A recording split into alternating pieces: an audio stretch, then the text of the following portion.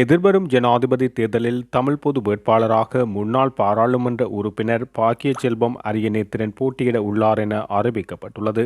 யாழ்ப்பாணத்தில் உள்ள தந்தை செல்வா கலையரங்கில் இன்று இடம்பெற்ற விசேட ஊடகவியலாளர் சந்திப்பில் இது தொடர்பிலான அறிவிப்பு ஸ்ரீகாந்தாவால் வெளியிடப்பட்டுள்ளது.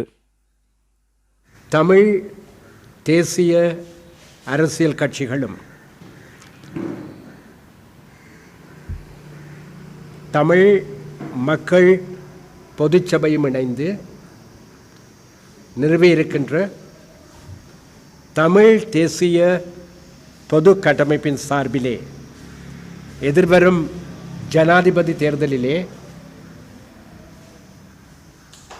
நிறுத்தப்பட இருக்கின்ற வேட்பாளர் பற்றிய அறிவிப்பினை மேற்கொள்வதற்காக நாங்கள் இந்த சந்திப்பை இன்றைய தினம் தீர்மானித்து நடாத்த ஆரம்பித்திருக்கின்றோம். எதிர்வரும் ஜனாதிபதி தேர்தலிலே தமிழ் பொது வேட்பாளராக ஒருவரை தேர்ந்தெடுத்து நிறுத்த வேண்டுமென்று நாங்கள் அனைவரும் மேற்கொண்ட முடிவின் பிரகாரம் நீண்ட ஆழமான பரந்துபட்ட ஆலோசனைகளுக்கு பிறகு கலந்துரையாடல்களுக்கு பிறகு இந்த விடயத்திலே சம்பந்தப்பட்டிருக்கும் அனைத்து அரசியல் அம்சங்களையும் பொறுப்போடும் நிதானத்தோடும் அலசி ஆராய்ந்த பிறகு நீண்ட நாள் தமிழ் தேசியவாதியும் முன்னாள் மட்டக்களப்பு மாவட்ட தமிழ் தேசிய கூட்டமைப்பின் பாராளுமன்ற உறுப்பினராக பணியாற்றியவரும் ஊடகத்துறையிலே நன்கறியப்பட்டிருந்தவருமான திரு பா. அரியநேத்திரன் அவர்களை தமிழ் தேசிய பொது கட்டமைப்பின் சார்பிலே ஜனாதிபதி தேர்தலில் தமிழ் பொது வேட்பாளராக நிறுத்துவது என்கிற முடிவு மேற்கொள்ளப்பட்டிருக்கிறது. அதை இன்றைய தினம்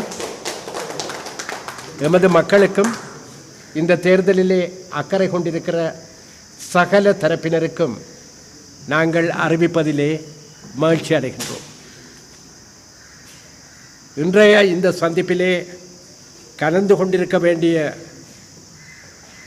தமிழ் தேசிய அரசியல் கட்சிகளின் சில தலைவர்கள் பாராளுமன்ற உறுப்பினர்களாக பணியாற்றி கொண்டிருக்கிற சூழ்நிலையிலே இன்று அவர்களாலே பாராளுமன்ற கடமைகளும் குறுக்கெடுக்கிற நிலைமையிலே அவர்கள் விரும்பியும் கலந்து கொள்ள முடியாமல் போய்விட்டது.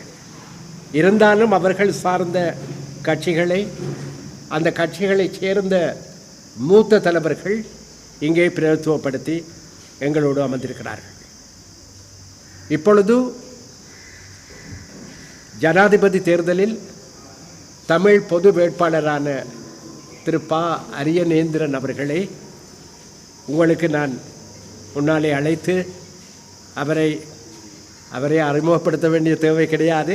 இருந்தாலும் சம்பிரதாயபூர்வமாக இவர்தான் எங்கள் தமிழ் மக்களின் சார்பிலே தமிழ் தேசியத்தின் சார்பிலே ஜனாதிபதி தேர்தலிலே தமிழ் பொது வேட்பாளர் என்கிற அந்த அறிவிப்பினை நாங்கள் மேற்கொள்ள விரும்புகிறோம். இப்பொழுது தம்பி அரியநேத்திரன் அவர்களை இங்கே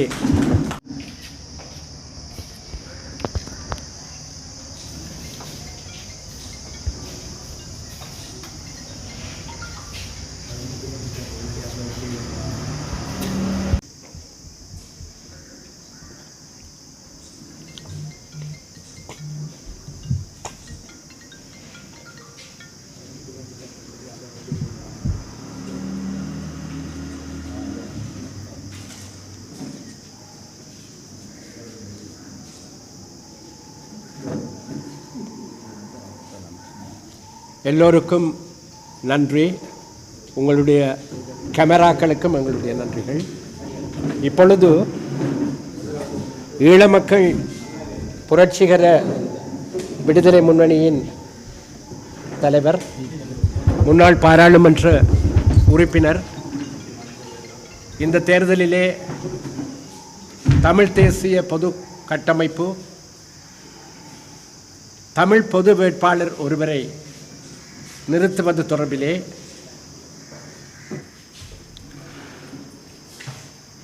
தமிழ் தேசிய பொது கட்டமைப்பின் சார்பாக 2024 ஆண்டு வருகிற செப்டம்பர் மாதம் 21ஆம் தேதி நடக்க இருக்கின்ற இலங்கை ஜனாதிபதி தேர்தலில் தமிழ் மக்களினுடைய ஒரு பொது வேட்பாளராக கிழக்கு மாகாணம் மட்டக்களப்பை சார்ந்த முன்னாள் பாராளுமன்ற உறுப்பினர் திரு அரியநேந்திரம் அவர்களை நாங்கள் தமிழ் மக்களினுடைய பொது வேட்பாளராக இன்று நியமித்திருக்கின்றோம். இந்த பொது வேட்பாளர் என்று சொன்ன விடயம் கடந்த பல மாதங்களாக உள்நாட்டிலும் புலம்பெயர் தேசங்களிலும் இது பற்றிய பாரிய கருத்து பரிமாற்றங்கள் விவாதங்கள் பல நடைபெற்று ஒரு பொது வேட்பாளருடைய அவசியம் பற்றி நீண்ட கால ஆலோசனைகளுக்கு பிற்பாடு இந்த பொது வேட்பாளர் என்பவர் நிறுத்தப்பட்டிருக்கின்றார். 2009ஆம் ஆண்டு யுத்தம் முடிந்திருந்தது. ஆனால் யுத்தம் முடிந்து இன்று 15 வருஷங்கள் ஆகியிருக்கக்கூடிய சூழ்நிலையிலும் கூட எந்த ஒரு அரசாங்கமும் தமிழ் தேசிய இன பிரச்சனைக்கான தீர்வை முன்வைக்கவும் இல்லை, ஒரு ஆர்வத்துடன் அந்த பிரச்சனைகளை பேசி தீர்க்க முன்வரவும் இல்லை. யுத்தத்துக்கு பிற்பாடு தென்பகுதியில் இருந்து வந்த பல ஜனாதிபதி வேட்பாளர்களுக்கு நாங்கள் வாக்களித்திருக்கின்றோம். அதில் ஒரு சிலர் வென்றிருக்கிறார்கள், ஒரு சிலர் தோற்றிருக்கலாம். வென்றவர்களோ தோற்றவர்களோ தமிழ் மக்களினுடைய தேசிய இன பிரச்சனைக்கு தீர்வு காண வேண்டும், அதனை ஒரு முடிவுக்கு கொண்டு வர வேண்டும் என்ற எந்த அடிப்படை சிந்தனையும் அவர்களிடம் இருந்ததாக தெரியவில்லை.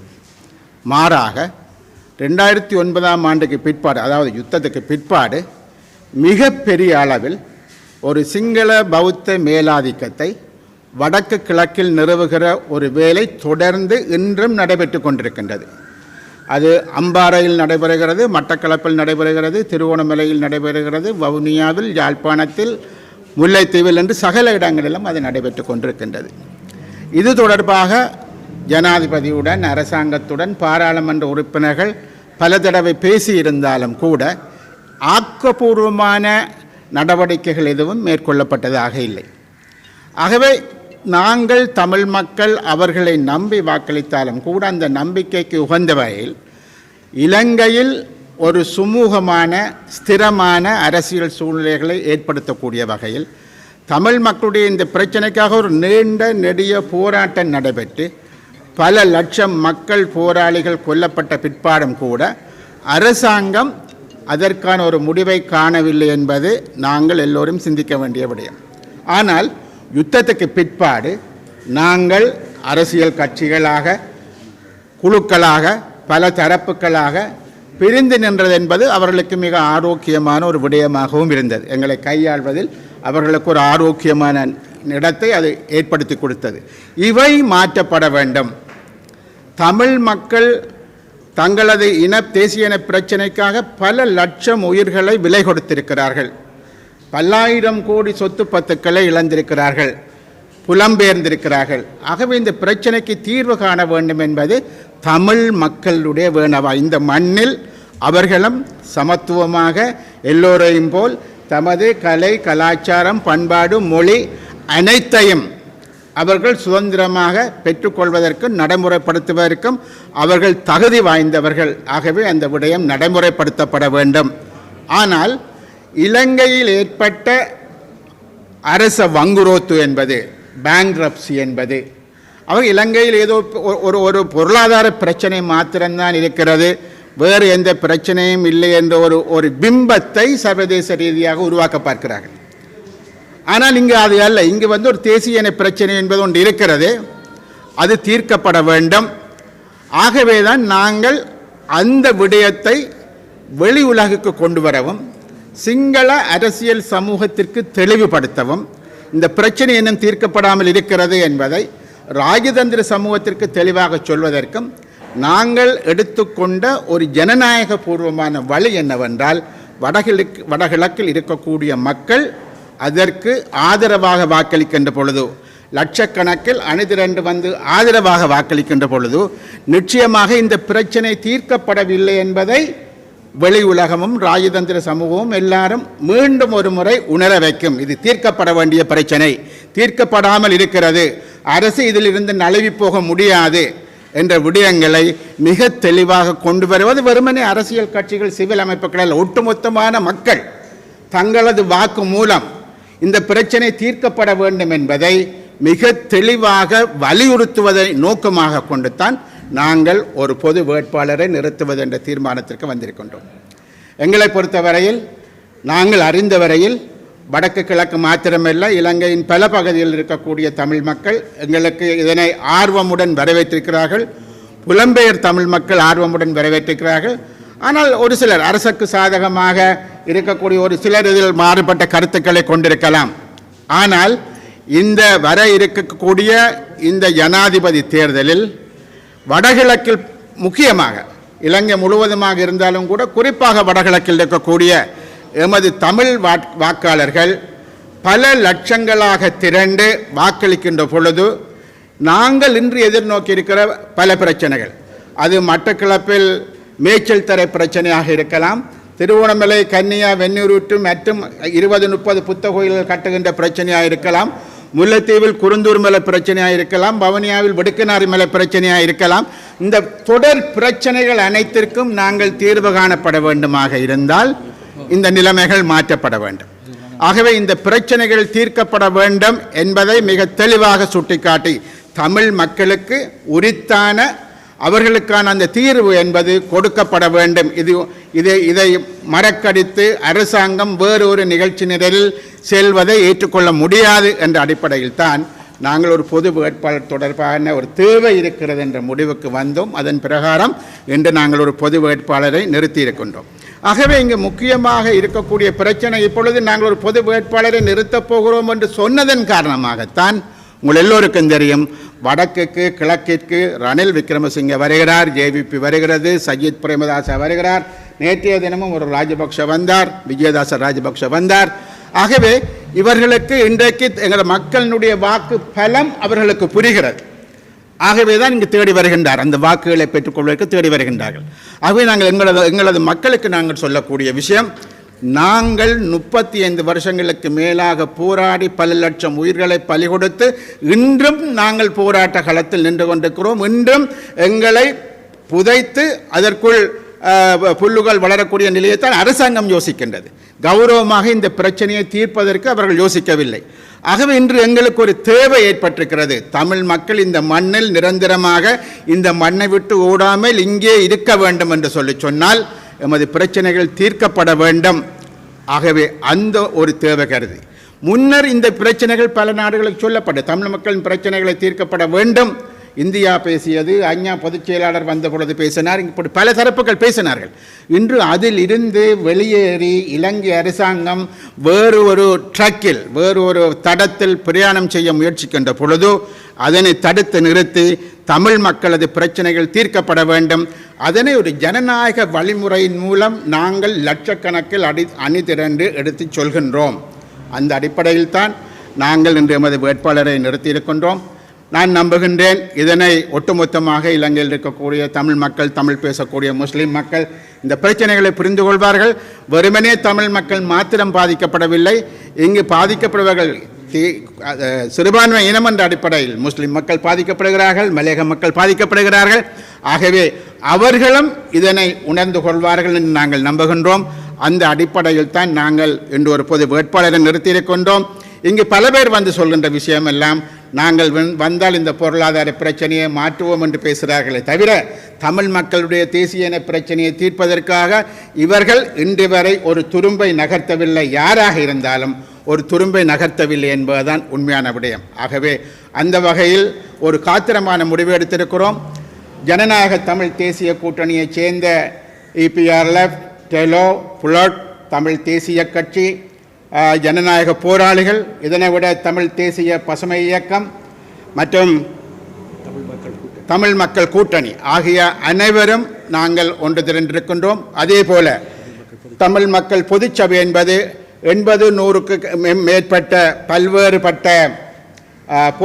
பல்வேறுபட்ட சிவில் அமைப்புகளினுடைய பெரும் கூட்டமைப்பாக இருக்கிறது. அவர்களின் பிரதிநிதிகளாகத்தான் இவர்கள் இருக்கிறார்களே தவிர இவர்கள் தங்களுடைய குழுக்களே அல்ல, ஒட்டுமொத்தமான சிவில் சமூகத்தை பிரதிநிதித்துவப்படுத்துபவர்களாக அவர்களால் தெரிவு செய்யப்பட்டவர்களாகத்தான் இவர்களும் இங்கு இருக்கிறார்கள். ஆகவே இந்த அடிப்படையில் கிழக்கு மாகாணத்திலிருந்து நாங்கள் ஒருவரை தெரிவு செய்திருக்கிறோம். ஏனென்று சொன்னால் இந்த கிழக்கு மாகாணம் என்பது முக்கியமாக தமிழ் மக்களது கையை விட்டு போகக்கூடிய சூழ்நிலை. திருகோணமலையில் குடியேற்றம், அம்பாறை, அவ்வளவு.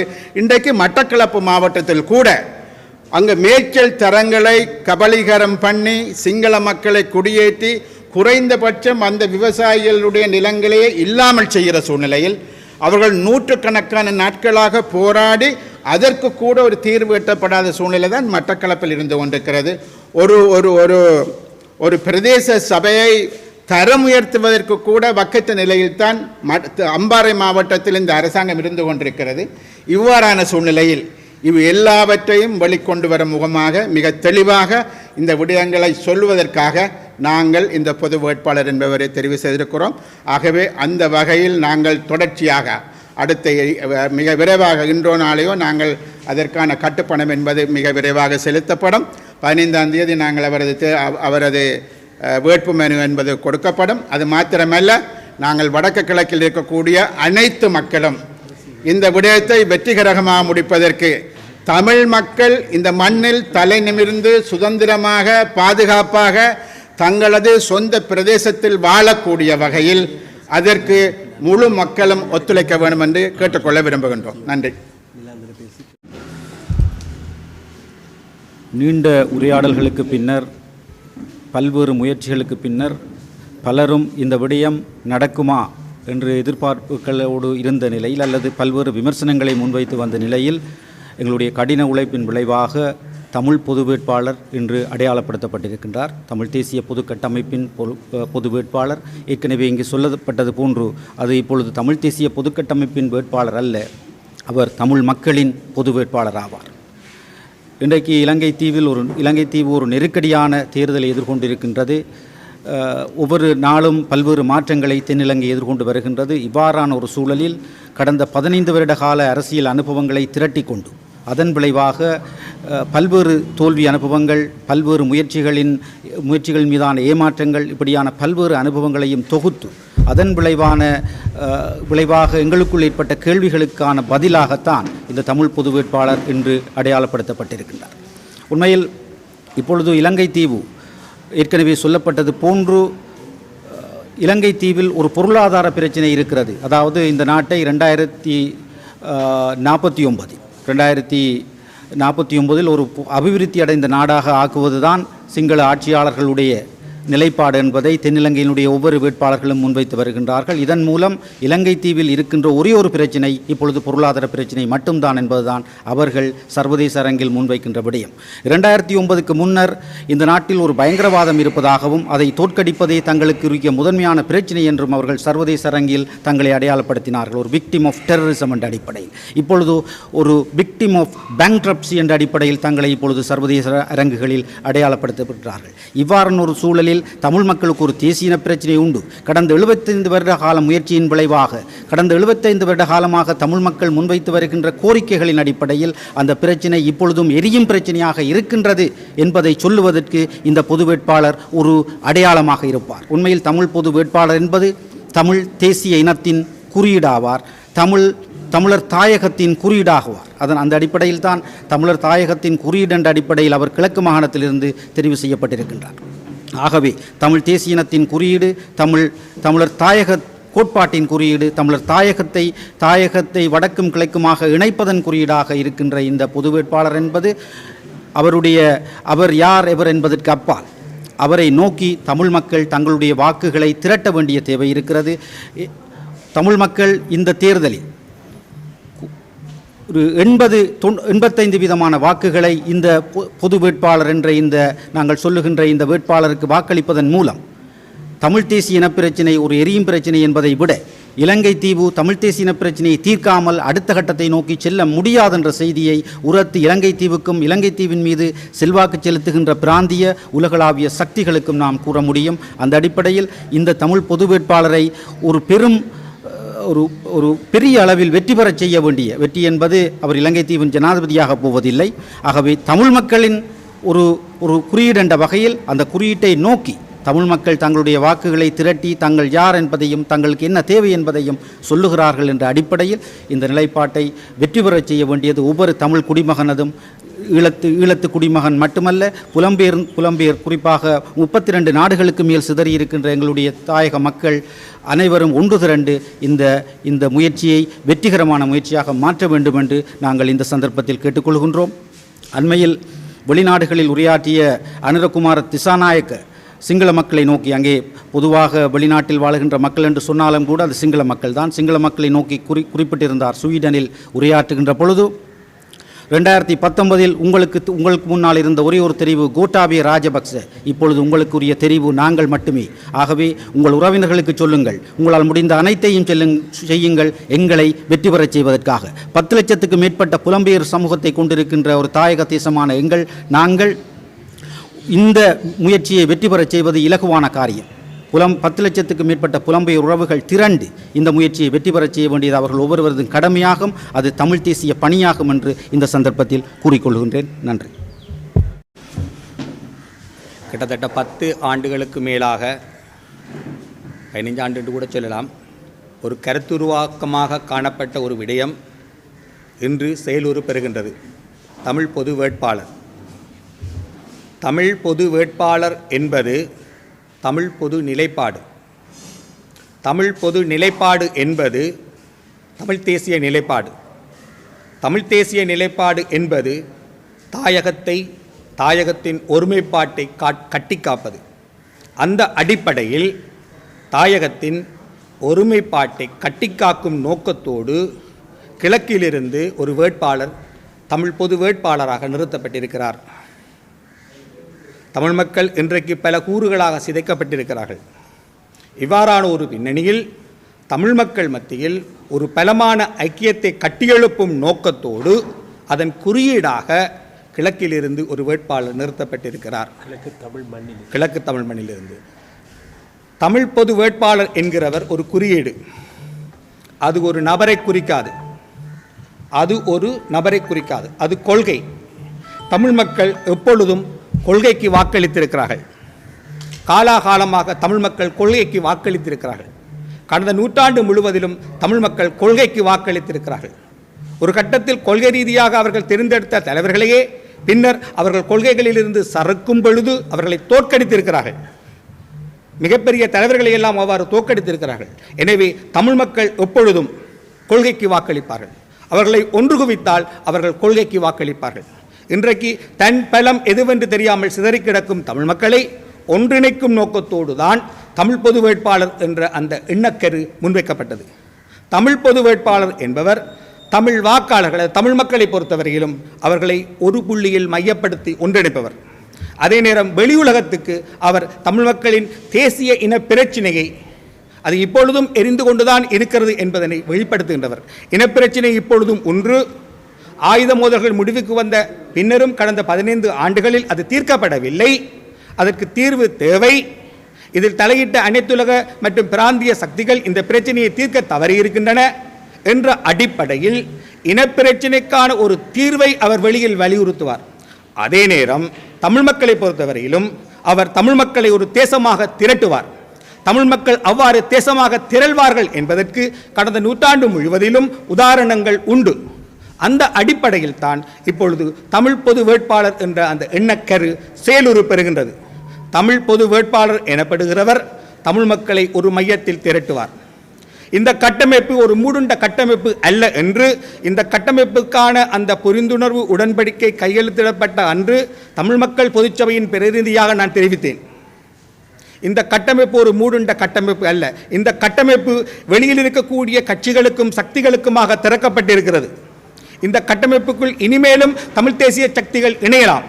ஏனென்றால் தமிழ் மக்களை பொறுத்தவரை பொது நிலைப்பாடு என்பது ஒரு தமிழ் தேசிய நிலைப்பாடு தான். ஒரு தமிழ் பொது வேட்பாளரின் வெற்றி என்பது ஒரு வாக்களிப்பு அலையை எழுப்புவதில் தான் தங்கியிருக்கிறது. தமிழில் கடந்த நூற்றாண்டு முழுவதிலும் தோன்றிய வாக்களிப்பு அலைகள் பெரும்பாலானவை தமிழ் தேசிய வாக்களிப்பு அலைகள் தான். எனவே ஒரு தமிழ் தேசிய வாக்களிப்பு அலையை உருவாக்கப் போகிறோம் என்று சொன்னால் வெளியில் இருக்கக்கூடிய தமிழ் தேசிய நிலைப்பாட்டை கொண்ட கட்சிகளையும் தரப்புகளையும் உள்வாங்க வேண்டும். ஒரு பரந்துபட்ட தளத்தில் தமிழ் ஐக்கியத்தை கட்டியெழுப்ப வேண்டும். தமிழ் மக்கள் ஒரு குரலில் நாங்கள் யார், எங்களுடைய விருப்பம் என்ன என்பதனை வெளி உலகுக்கு சொல்லும் பொழுது அதற்கு ஒரு அழுத்தம் இருக்கும், அதற்கு ஒரு பலம் இருக்கும். அந்த பலத்தின் குறியீடாகத்தான் தமிழ் பொது வேட்பாளர் இங்கே முன்வைக்கப்படுகின்றார். தமிழ் பொது வேட்பாளரை முன்வைத்து கடந்த 15 ஆண்டுகளுக்கு மேலாக சிதறிக்கொண்டிருக்கும் ஒரு மக்களை ஒன்று திரட்ட வேண்டும். அவ்வாறு ஒன்று திரட்டுவதற்கு ஊடகங்களாகிய நீங்களும் ஒத்துழைக்க வேண்டும்.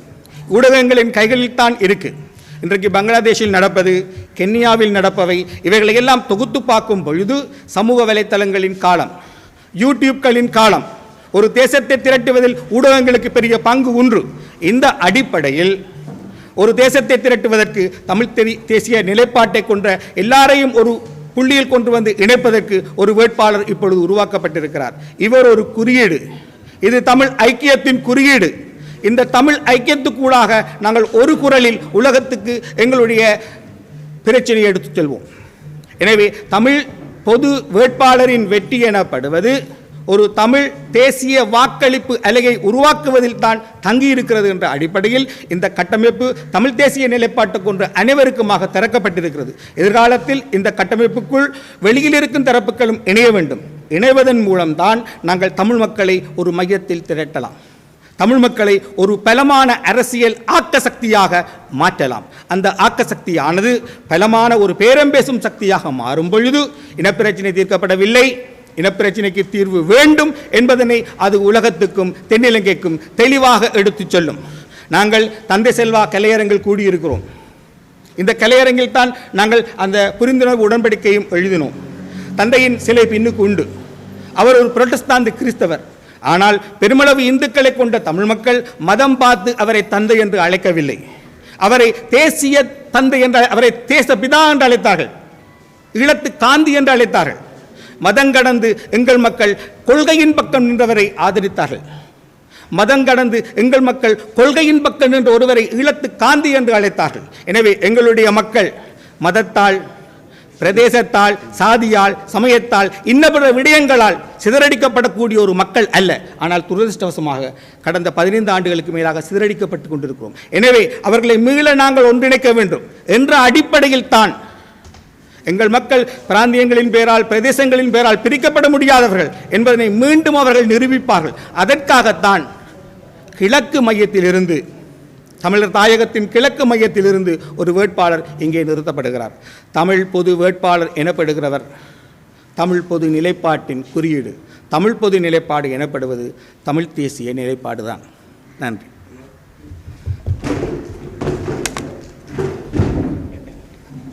கொண்டிருக்கின்ற ஊடகவியலாளர்கள் தமிழ் பொது கட்டமைப்பின் ஊடாக எதிர்வருகின்ற 9வது ஜனாதிபதி தேர்தலிலே வடகிழக்கில் இருந்து ஒரு தமிழ் தேசிய உணர்வை வெளிக்காட்டுவதற்காக ஒரு வேட்பாளராக என்னை தேர்ந்தெடுத்த இங்கே இருக்கின்ற மதிப்புக்குரிய இந்த பொதுச்சபை உறுப்பினர்கள், தமிழ் தேசிய அரசியல் கட்சியின் பிரமுகர்கள், இங்கே கலந்து கொண்டிருக்கின்ற அனைவருக்கும் இந்த தந்தை செல்வாவினை மனதில் நிறுத்தி நான் முதலில் இந்த வணக்கத்தை தெரிவித்துக் கொள்கின்றேன். உண்மையிலே எனக்கு முன்பு கூறிய பிரமுகர்கள் தெளிவாக கூறியிருந்தார்கள். நான் வெறும் அடையாளம், அதாவது ஒரு தமிழ் தேசியத்தான் அதில் இருக்கின்றது. அந்த தமிழ் தேசியத்துக்காக குறியீடாக மாத்திரம்தான் நான் இருப்பேனே தவிர நான் ஒரு ஸ்ரீலங்கா சோசலிச குடியரசின் ஜனாதிபதியாக வருவதற்கு அல்ல. மாறாக ஈழ மண்ணிலே இருந்து எமது மக்கள் இனப்படுகொலை செய்யப்பட்டு நெடுங்காலமாக தொடர்ச்சியாக உரிமையற்ற ஒரு இனமாக இருக்கின்றார்கள். எங்களுக்கான ஒரு உரிமை கிடைக்க வேண்டும் என்பதை சர்வதேசத்துக்கும் ஸ்ரீலங்காவுக்கும் வலியுறுத்துகின்ற ஒரு தேர்தலுக்கு ஒரு அடையாளமாக மாத்திரம் நான் அந்த தேர்தலிலே வேட்பாளராக ஏற்றுக்கொண்டிருக்கின்றேன். எனது பணி என்பது செப்டம்பர் மாதம் 22ஆம் தேதி வரை இருக்கும் என்பதையும் நான் கூறிக்கொள்கின்றேன். அதற்கு பிற்பாடு வருகின்ற பணிகளை எமது கட்டமைப்பு முன்னெடுக்கும். அவர்களுக்காக நான் அந்த பணியை இந்த தேர்தலில் ஒரு வேட்பாளராக நிறுத்தப்படும் என்பதற்காக மாத்திரம் நான் இதிலே ஏற்றுக்கொண்டிருக்கின்றேன். இதுதான் எனது உண்மையான நிலைப்பாடு.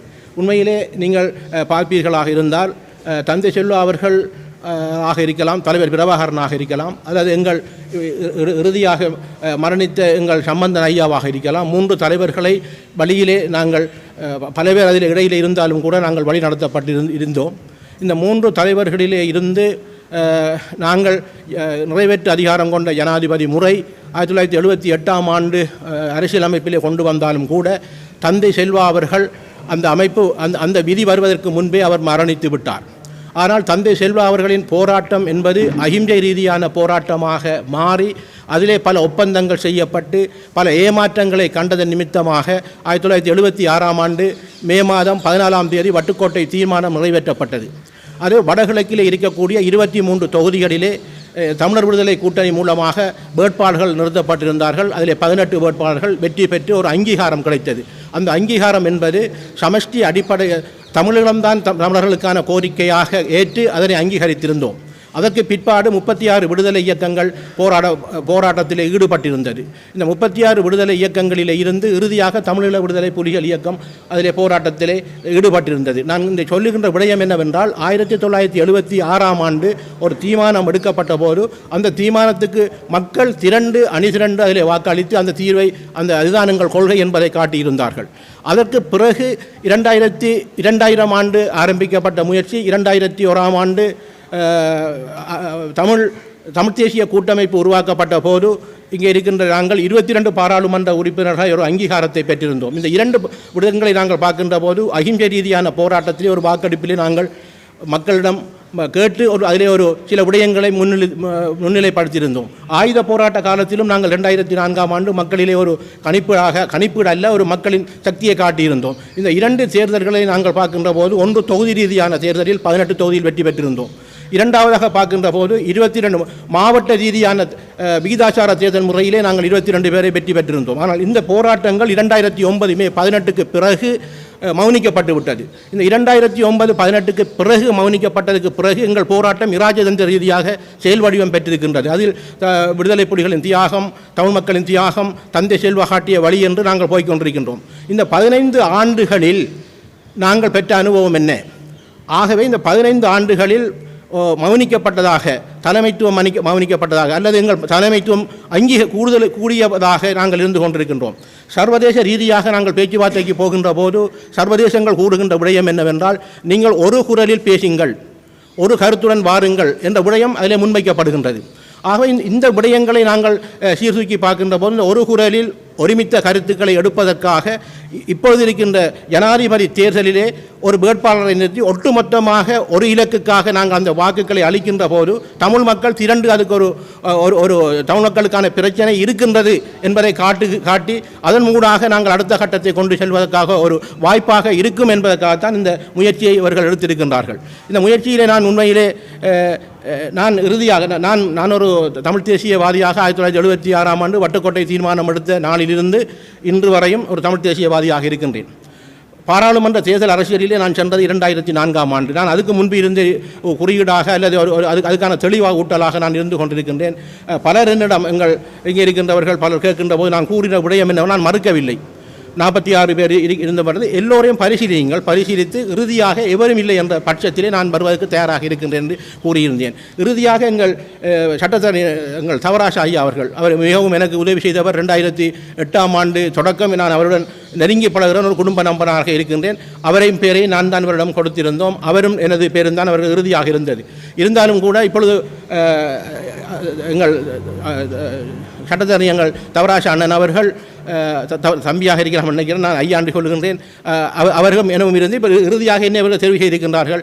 அவர் என்னிடம் கூறியிருந்தால் அரியம் நீர் அல்லது நான் அல்லது நீர் இருவரில் ஒருவர் வந்தால் எங்களுக்கு அந்த ஆட்சேபனை இல்லை என்பதை அவர் ஏற்கனவே என்னிடம் பலமுறை கூறியிருந்தார். அதுபோன்று நானும் அவரிடம் கூறியிருந்தேன், நீங்கள் உங்களை என்னால் தெரிவு செய்வது நான் அல்ல, தெரிவு செய்ததற்கு பிறகு உங்களை தெரிவு செய்யப்பட்டால் பூரணமான உதவியை நான் செய்வேன் என்று கூறியிருந்தேன். அதுபோன்று அவரும் என்னிடம் கூறியிருந்தார். அந்த வகையிலேயே என்னை தெரிவு செய்யப்பட்டிருக்கின்றார்கள்.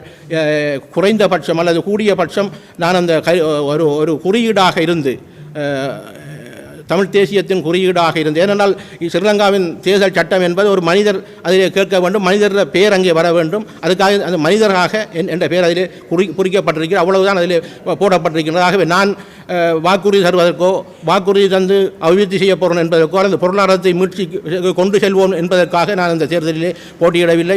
இப்பொழுது இருக்கின்ற தேர்தலை நாங்கள் பார்க்கின்ற போது இதில் 4 வேட்பாளர்கள் போட்டியிடுகின்றார்கள். 4 வேட்பாளர்களும் கடந்த ஜனாதிபதி தேர்தலிலே போட்டியிட்டு தோல்வி அடைந்தவர்கள் 3 பேர் இருக்கின்றார்கள். இப்பொழுது நாமல் ராஜபக்சே, நான் பிரதான வேட்பாளரை மாத்திரம் சொல்லுகின்றேன். இந்த 4 வேட்பாளர்களிலே நாங்கள் பார்க்கின்ற போது இப்பொழுது இருக்கின்ற ஜனாதிபதி அவரை கூறுகின்றார் 2004ஆம் ஆண்டு விடுதலை புலிகளை பிரித்ததற்கு மூல காரணமாக இருந்தவர் நான் என்று கூறுகின்றார். அதை அங்கீகரித்து கருணா என்கின்றவர் அங்கு பேசுகின்றார். மஹிந்த ராஜபக்சே அவர்கள் என்னை பிரிக்கவில்லை, இவர்தான் என்னை பிரித்தார் என்று புகழாரம் கூறுகின்றார். அந்த 2004ஆம் ஆண்டு விடுதலை புலிகளை பிரித்தவர் என்று கூறியது போன்று 2005ஆம் ஆண்டு முதலாவது தேர்தல் ஜனாதிபதி தேர்தல் வந்தபோது விடுதலை புலிகள் அதை பகிஷ்கரிக்குமாறு கூறியிருந்தார்கள். பலர் பல்வேறுபட்ட விமர்சனங்களை கூறியிருந்தார்கள். அதற்கான விடையை ஜனாதிபதி அவர்கள் கூறியிருக்கின்றார். அதில் நீங்கள் அறிந்திருப்பீர்கள், 2004ஆம் ஆண்டு விடுதலை புலிகளை தான் பிரித்தேன் என்று கூறியிருந்தால் அதற்கான அங்கீகாரத்தை 2005ஆம் ஆண்டு தேர்தலில் விடுதலை புலிகள் அவரை பகிஷ்கரிக்குமாறு கூறியிருந்தார்கள். பிரகடனத்துக்கு மற்ற கருத்துங்களுக்கு. ஆகவே அவ்வாறான ஒரு மக்களை பிரித்து ஆளுகின்றவரை நாங்கள் வாக்களிக்க போகின்றோமா, அல்லது ஒவ்வொரு கட்டத்திலும் நல்லாட்சி தொடர்ச்சியாக ஏமாற்றி வருகின்ற அந்த ஜனாதிபதிக்கு நாங்கள் வாக்களிக்க போகின்றோமா என்பதை தமிழ் மக்கள் சிந்திக்க வேண்டும். இரண்டாவதாக இருக்கின்றவர் சையத் பிரேமதாஸ் அவர்கள். சையத் பிரேமதாஸ் அவர்கள் நல்லாட்சி காலத்தில் என்ன செய்தார்? புத்த சாசன அமைச்சராக இருந்து 1000 பாஞ்சாலைகளை வடகிழக்கிலே அமைப்பதற்காக அங்கீகாரம் கொண்டு வந்தார். இன்று அது நடைபெற்றுக் கொண்டிருக்கின்றது. அவ்வாறானவருக்கு நாங்கள் வாக்களிக்க வேண்டுமா? மூன்றாவதாக இருக்கக்கூடியவர் அனுர குமார சிசாநாயக் அவர். உங்களுக்கு எல்லாருக்கும் தெரியும், நாங்கள் 22 பேர் பாராளுமன்ற உறுப்பினராக இருந்தபோது இந்த இணைந்த வடகிழக்கை பிரிப்பதற்கு துணையாக இருந்தது என்பது ஒரு விடயம். இறுதி யுத்தத்திலே அவரும் இளைஞர்களை பயிற்சி கொடுத்தார் என்ற விடயம் இருக்கின்றது. ஆகவே அவ்வாறு அவரை ஆதரிக்கப் போகின்றோமோ? இல்லை, மஹிந்தவின் புதல்வர் வந்திருக்கின்றார் நாமல் ராஜபக்சே அவர்கள். நாமல் ராஜபக்சே அவர் என்ன கூறுகின்றார்? எங்கள ஜனாதிபதியாக இருக்கக்கூடியவர் 13வது அதிகார பகிர்வை தருவேன் என்று இதே யாழ் மண்ணிலே கூறிய விட்டு வந்ததற்கு அவர் கொழும்பிலே ஒரு அறிக்கை விட்டிருந்தார். நான் அவ்வாறு தருவதற்கு உதவும் மாட்டேன், தரவும் மாட்டேன், நான் வடக்கில் ஒரு கதை தெற்கில் ஒரு கதை கதைப்பவன் அல்ல என்று அவர் அங்கே இனவாதம் பேசுகின்றார். அவ்வாறானவர்களுக்கு நாங்கள் தமிழ் மக்கள் வாக்களிக்க போகின்றோமா? சிந்திக்க வேண்டிய விடயம். ஆகவே என்னை பொறுத்த மட்டில் நான் ஒரு குறியீடாக தமிழ் தேசிய கொள்கையை தொடர்ந்து இங்கே 50,000 ஆய்வர்களை நாங்கள் இழந்திருக்கின்றோம். 3 லட்சத்துக்கு மேற்பட்ட மக்களை இழந்திருக்கின்றோம். உரிமையற்ற ஒரு இனமாக இருக்கின்ற போது இன்னும் நாங்கள் ஏமாந்து 8 ஜனாதிபதிகளை ஏமாந்ததற்கு பிறகு இன்னும் நாங்கள் பேரம் பேச போகின்றோம் என்றால் இதை கேட்கின்றவர்கள் நாங்கள் என்ன மனிதர்களா? இதை நீங்கள் சிந்திக்க வேண்டும், நம் மக்கள் சிந்திக்க வேண்டும். இதற்காகத்தான் நாங்கள் இவர்களின் முடிவை நான் ஏற்றிருக்கின்றேன், நான் கொள்கை வாரியாக ஏற்றிருக்கின்றேன். அந்த வகையில் நீங்கள் அனைவரும் ஒத்துழைக்க வேண்டும். குறிப்பாக ஊடகவியலாளர்களின் பணி என்பதை ஏற்கனவே கூறியிருந்தால் நான் ஒரு ஊடகவியலாளராக இருந்த காரணமாக எங்களுக்கு தெரியும். பல விடயங்களை நாங்கள் பேசுகின்ற போது நல்ல விடயங்களுக்கு தலைப்பு வராது. அது நானும் ஊடகவியலாளர் இருக்கின்ற போது எனது அனுபவம் எதிலே நான் கொண்டு அதில் சொல்லுகின்றோமோ அந்த விடயம் தலைப்பாக வருகின்ற போது அது கருத்தை அவ்வாறாக வந்துவிடும். ஆகவே தலைப்புகளை மிகவும் நிதானமாக இந்த தேர்தல் முடிவை மட்டும் இட வேண்டும். தமிழ் தேசியத்தின் பக்கம் அனைவரும் நிற்க வேண்டும் என்று கேட்டு விடைபெறுகின்றேன். உங்கள் அனைவருக்கும் மிக்க நன்றி.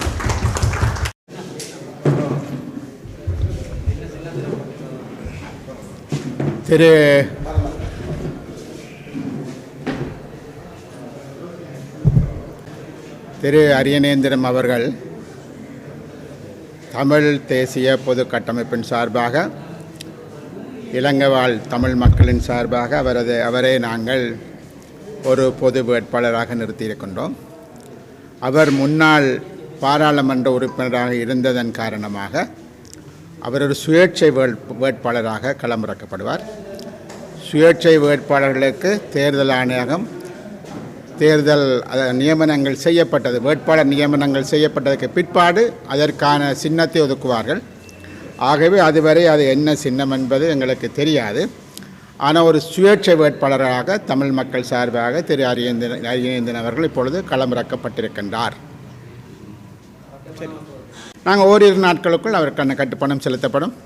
அதற்கான ஏற்பாடுகள் செய்யப்படுகின்றன. இன்றோ நாளையோ நாங்கள் அந்த கட்டுப்பணத்தை செலுத்துவோம். நாங்கள் இப்பொழுது பிரச்சாரம் நாங்கள் இதனுடைய விவாதம் என்பதே ஒரு பிரச்சாரம் தான். கடந்த 6 மாதங்களாக இது தொடர்பாக 10 எழுத்தாளர்கள் நிறையவே எழுதியிருக்கிறார்கள். நாங்கள் நிறையவே பேசியிருக்கிறோம் தொலைக்காட்சியில், பொதுவெளியில். ஆகவே இந்த பிரச்சாரம் என்பது ஒரு என்னென்று சொல்வது ஒஃபிஷியலாக உத்தியோகபூர்வமான முறையில் மிக விரைவாக ஆரம்பிக்கப்படும். மட்டக்களப்பில், யாழ்ப்பாணத்திலிருந்து இந்த பிரச்சார வேலைகள் என்பது ஆரம்பிக்கப்படும். ஆகவே இந்த பிரச்சாரம் நிச்சயமாக தமிழ் மக்களினுடைய அரசியல் தீர்வுகளை கொண்டு வருவதற்கு ஒரு நகர்வை ஏற்படுத்துவதற்கான முறையில் அந்த வெற்றியை தமிழ் மக்கள் பெற்றுக்கொள்ள வேண்டும் என்று நாங்கள் கருதுகிறோம். ஆகவே இது ஒரு மிக மிக முக்கியமான ஒரு காலகட்டத்தில் தமிழ் மக்களினுடைய அந்த அரசியல் உரிமைகளை பெற்றுக்கொள்ளக்கூடிய வகையிலான ஒரு விடயத்தை அது சர்வதேச வெளிக்கு கொண்டு செல்வதற்கு நிச்சயமாக இது மிக பெருமளவிலான உதவிகளை செய்யும். ஆகவே பத்திரிகையாளர்கள், ஊடகவியலாளர்கள், யூடியூப் விற்பனர்கள் அனைவரும் இதற்காக ஒத்துழைக்க வேண்டும் என்று நாங்கள் கேட்டுக்கொள்ள விரும்புகின்றோம். இலங்கை தமிழரசு கட்சி மீது பெரிய குற்றச்சாட்டுகள், குறைபாடுகளை முன்வைத்திருந்தார். அவர்கள் தமிழ் தேசிய பாதைக்கு எதிரானவர்கள் என்ற மாதிரியான ஒரு உருவப்படுத்தல் இருந்தது. அதிலிருந்து தான் நாங்கள் வெளியே வந்தோம். இப்போ அது உள்ளூராட்சி தேர்தல் நடைபெறுகின்ற பொழுது, ஜனாதிபதி தேர்தல் வருகின்ற பொழுது பொது வேட்பாளர்கள் ஒரு எண்ணக்கருவை செயற்படுத்துகின்ற பொழுது மீண்டும் பொது வேட்பாளருக்காக பிரகரிக்கப்பட்ட 2 பேரும் தமிழரசு கட்சியினுடைய மத்திய குழு உறுப்பினர்கள். நாங்கள் இதற்கு தமிழரசு கட்சியை தங்கி இருக்க வேண்டிய இல்லை. நாங்கள் இதற்கு முன்பாக நாங்கள் பல வேட்பாளர்கள் எங்களுக்கு ஏறத்தாழ நாங்கள் ஒரு 75-80 வேட்பாளர்கள் வடக்கு கிழக்கிலிருந்து நாங்கள் பரிசீலிக்க வேண்டி ஏற்பட்டது. இதனுடைய முக்கியமான விடயம், தமிழரசு கட்சியில் இருக்கக்கூடிய மிக பெரும்பான்மையோர் இதனை ஆதரித்தார்கள். திரு அரியநேந்திரன், திரு ஸ்ரீநேசன், மட்டக்களப்பு மாவட்டத்தில் இருக்கக்கூடிய முன்னாள் பாராளுமன்ற உறுப்பினர்கள், யாழ்ப்பாணத்தில் இருக்கக்கூடிய, வன்னியில் இருக்கக்கூடிய பல பாராளுமன்ற உறுப்பினர்கள், தமிழரசு கட்சியை சார்ந்த பாராளுமன்ற உறுப்பினர்கள், கீழ்மட்டங்களில் இருக்கக்கூடிய அடிப்படை தொண்டர்கள் அனைவருமே இதனை ஆதரித்திருந்தார்கள், ஒரு சிலரை தவிர. ஆகவே ஒரு கட்சி ரீதியாக அந்த கட்சிக்குள் ஏற்பட்ட குழப்பங்கள் காரணமாக அவர்கள் முடிவுக்கு வர முடியாத ஒரு சூழ்நிலை இருக்கிறதே தவிர, அவர்கள் இதற்கு மிகவும் ஆதரவான ஒரு நிலைப்பாட்டை மிக வெளிப்படையாக எடுத்திருக்கிறார்கள் என்பதுதான் யதார்த்தமான உண்மை. எம்மை பொறுத்தவரையில் நாங்கள் அனைவரையும் இணைத்து கொண்டு செல்ல விரும்புகின்றோம். இந்த விடயத்தில் ஏற்கனவே கூறியிருந்தார்கள், இது ஒரு மூடப்பட்ட ஒரு அமைப்பு அல்ல, இது மிக வெளிப்படையாக இருக்கிறது, யாரும் வந்து இணைந்து கொள்ளலாம் என்ற விடயம் இருக்கிறது. ஆகவே அந்த வகையில் சில சமயங்களில் தமிழரசு கட்சி அடுத்து வரும் வாரங்களில் கட்சியாக அவர்கள் சில தீர்மானங்களை எடுப்பதற்கு கூட சாத்தியப்பாடுகள் வரலாம். ஆகவே அந்த கட்சியிலிருந்து ஒருவர் இதில் போட்டியிடுவதற்கு முன் வந்திருக்கின்றார். அந்த தேவை தமிழ் மக்களுக்கு இருக்கின்றதுன்னு சொன்ன அடிப்படையில் நாங்கள் அவரை முன்னிறுத்தியிருக்கிறோம். அது ஒரு குறியீடாக அவர் முன்னிலைப்படுத்தப்பட்டிருக்கிறார் என்பதை அவர் மிக தெளிவாக குறிப்பிட்டிருக்கின்றார். இது நிலைப்பாடு என்பதை காட்டுது. அவர் இதுக்குள்ள வந்திருக்கிறது ஒரு தமிழ் பொது நிலைப்பாடு உருவாகி வருவதை, கட்டியெழுப்பப்படுவதை காட்டுது. அவர் தமிழ் பொதுக்கட்டமைப்பின் வேட்பாளர் தான். சரி, நன்றி.